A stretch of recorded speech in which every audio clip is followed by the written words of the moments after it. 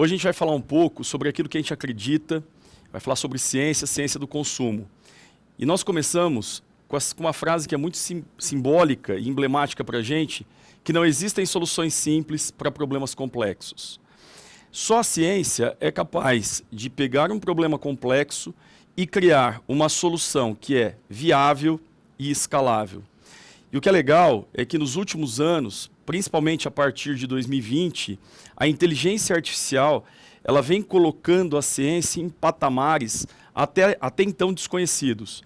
Para vocês terem ideia, através dos simuladores, através dos algoritmos, hoje a gente consegue muito mais velocidade nas pesquisas e acuracidade nos resultados que estão sendo trazidos por meio da ciência.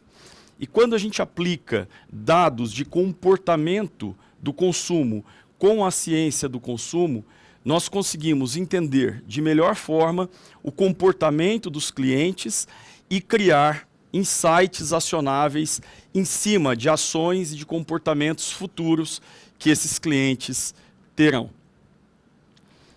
E o que esses dados têm nos mostrado nos últimos anos? Primeiro, o mercado brasileiro está em um processo acelerado de transformação. Primeiro, a concorrência tanto física quanto digital que cresceu assustadoramente nos últimos 3 anos.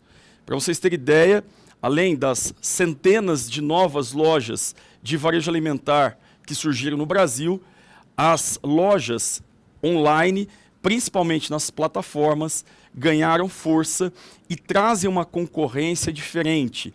Uma concorrência onde não é possível definir claramente quais são as áreas de atuação de cada um destes concorrentes.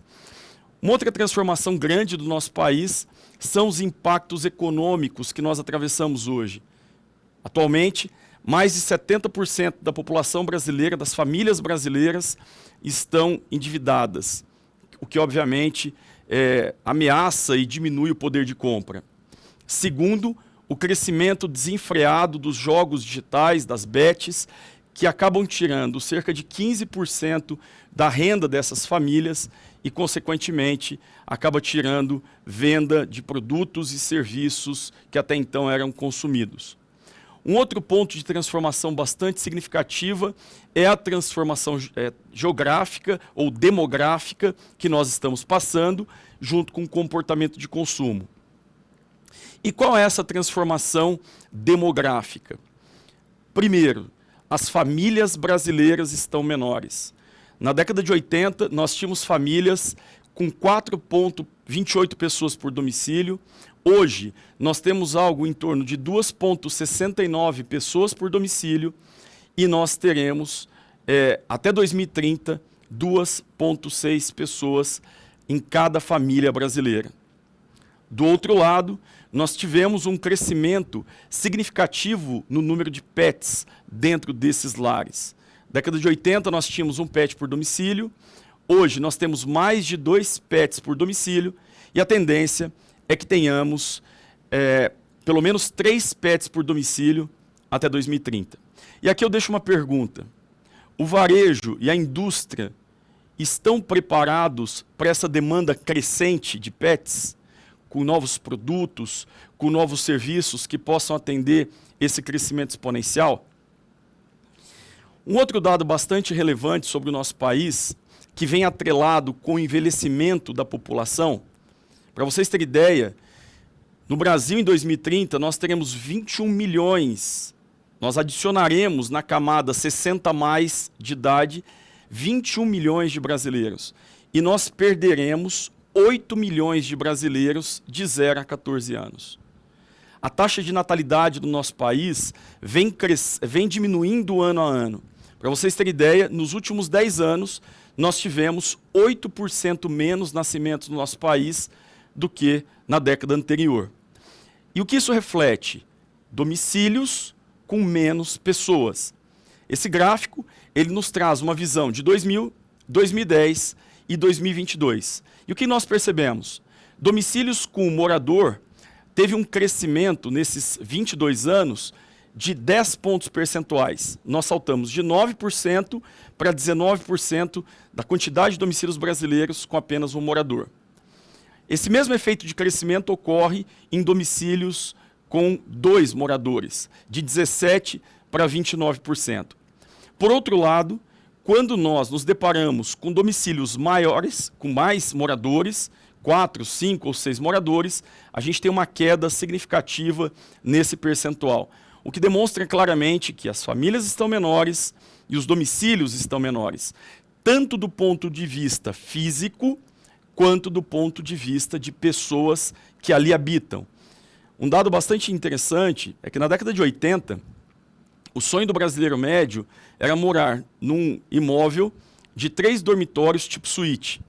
E hoje, esses dormitórios, eles tinham entre 180 e 250 metros quadrados. Hoje, o que mais se comercializa do ponto de vista imobiliário no nosso país são domicílios de 46 a 64 metros quadrados. Obviamente que essa redução no tamanho físico e na quantidade de pessoas dos domicílios impacta indústrias como, por exemplo, as indústrias de produto de limpeza e manutenção do lar. Um outro dado bastante significativo para nós é a TGCA populacional, que é a taxa geométrica de crescimento anual do nosso país.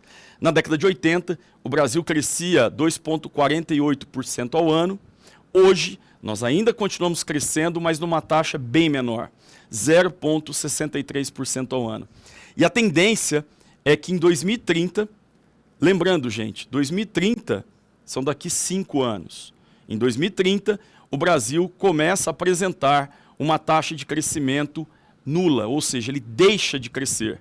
E ele começa a entrar numa curva de diminuição populacional. O que é bacana é que este efeito de diminuição populacional já é percebido em várias regiões de vários estados do nosso país. Então, alguns estados brasileiros já têm grandes regiões com perda populacional ano a ano. E isso, obviamente, diminui a demanda natural que a população traz, uma vez que ela aumenta ou que ela diminui. Além dessas questões estruturais, nós temos questões conceituais muito fortes. O shopper está cada vez mais exigente, mais conectado e mais ansioso. E toda essa ansiedade tem movimentado a indústria e os prestadores de serviço para poder atender de forma eficaz, de forma veloz, esses anseios.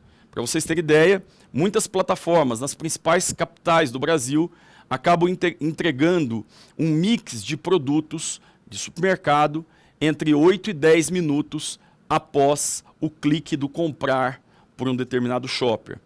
Então, é essa velocidade, é esse comportamento que nós precisamos compreender cada vez mais. Bom, colocada toda essa transformação que a gente vem percebendo dentro do nosso mercado e todos os impactos que tem gerado com o aumento de venda em algumas categorias, por exemplo, pets, o mercado de pet cresceu 34% nos últimos 4 anos nas lojas de supermercado. Mas, em contrapartida, nós perdemos 16% do volume de produtos de limpeza. Mas o que está por trás de tudo isso? É nós termos a capacidade de criar conexões reais com o shopper, tanto para os varejistas quanto para as marcas. E essas conexões, elas são feitas por meio de interações personalizadas, a partir do momento que nós compreendemos o potencial de cada família, de cada domicílio, de cada indivíduo, e isso só é possível quando nós conhecemos profundamente o shopper, apoiados em ciência do consumo e algoritmos de inteligência artificial. Hoje, quando a gente fala em inteligência artificial, nós usamos a inteligência artificial para diferentes aplicações dentro dos nossos produtos, dentro da nossa plataforma. Entender o potencial de faturamento de cada loja, de cada categoria, de cada SKU, fazer um correto dimensionamento dos shoppers, otimização dos canais de comunicação, automação de marketing, recomendação segmentada e hiperpersonalizada de produtos, inteligência comercial e previsão de promoções. Lembrando que promoção é todo ato que promove um produto ou um serviço, não necessariamente desconto. Aliás, Aqui na ROC, nós buscamos metodologias que preservem a margem tanto dos varejistas quanto dos clientes.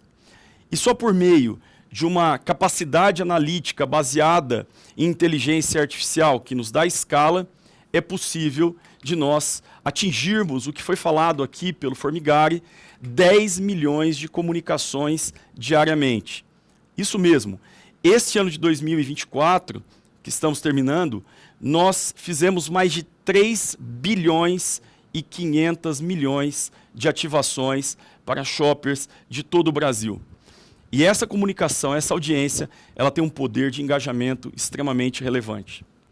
Bom, encerrando já a minha fala, visto uma transformação importante no nosso país, onde nós temos menos pessoas nas famílias, domicílios com menos moradores, domicílios menores, mais pets por domicílios, uma população que vai se tornando predominantemente idosa e com novas necessidades, novas capacidades de compra. O que leva ao retorno? Como nós podemos ajudar, né? Como nós nos preparamos nesses últimos anos para poder ajudar os nossos clientes, varejo e indústria, a atingir da melhor forma o shopper, levando conteúdo relevante, promoções relevantes, para poder gerar mais vendas com excelente retorno. Primeiro, conhecendo profundamente o shopper, conhecendo quem é o seu cliente. E o que nós sempre lembramos é que por trás de cada dado existe uma pessoa, existe uma necessidade, uma aspiração, uma história de vida. Segundo, análise de oportunidades. Compreender como nós podemos suprir as necessidades dessa família por meio de insights acionáveis baseados em poderosos algoritmos de IA. Encantamento do cliente. O que nós já aprendemos desde 1890, que primeiro a gente se relaciona e depois a gente vende. Quando nós seguimos essa lógica do relacionamento para a venda, nós temos vendas melhores, vendas com mais consistência e com mais margem. E como isso é possível? Primeiro, fazendo a ativação correta de cada shopper pelo canal correto, levando conteúdo relevante e ofertas personalizadas. Segundo, atividades ou ações promocionais. Muito relacionamento com esse cliente por meio de conteúdos úteis e afetivos. E, finalmente, o engajamento, que é o desejo do shopper em permanecer com a sua marca, em estar numa jornada mais longa com aquele varejista ou com aquela marca específica. E, finalmente, trazermos a monetização real e o retorno, por meio de todas as atividades e produtos que são hoje vendidos pelos varejistas e pela indústria, mas, essencialmente, através de novas linhas de receita que surgem a partir deste conhecimento do poder que os dados traz tanto para o varejo quanto para a indústria. Muito obrigado.